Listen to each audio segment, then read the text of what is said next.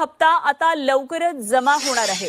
महिला बालविकास मंत्री आदिती तटकरे यांनी ही माहिती दिली आहे।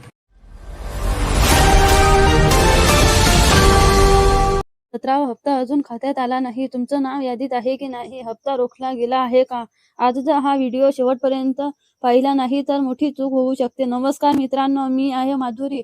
जर तुम्ही लाडकी बहीण योजनेचा फायदा घेत असाल किंवा येणार असाल तर आता चॅनलला सबस्क्राईब करा, कारण अशा सरकारी योजना, पेमेंट अपडेट आणि महत्त्वाच्या बातम्या सर्वात आधी इथे मिळतील।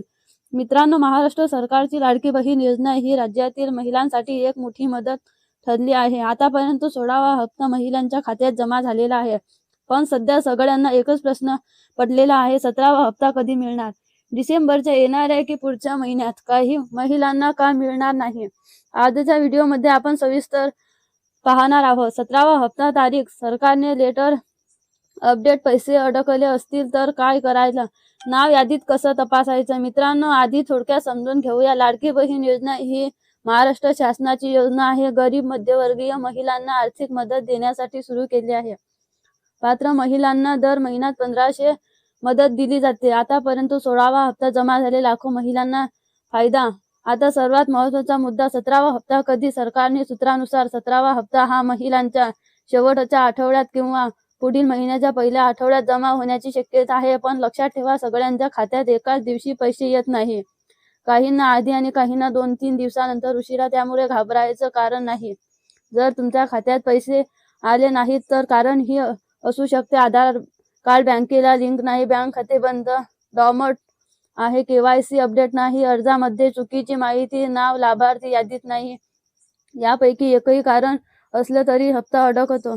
मित्रांनो, नाव तपासून खूप सोपं आहे। अधिकृत वेबसाईट ओपन करा, लाभार्थी यादी पर्याय निवडा, आधार नंबर, मोबाईल नंबर टाका, OTP टाका, स्क्रीनवर स्टेटस दिसेल।